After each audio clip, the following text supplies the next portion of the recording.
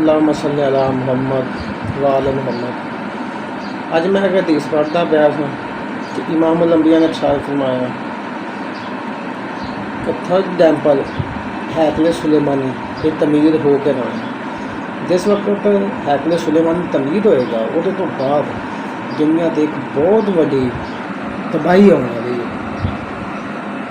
उस तबाही तो बाद मुसलमानों के हाथ के जिन्ने शहर इस्लामी मुल्कतां ने हत्ता कि कुस्तुनतुनिया तक ये सारे मुसलमानों के हाथों के निकल जाएंगे और कुस्तुनतुनिया दोबारा फतह किया जाएगा।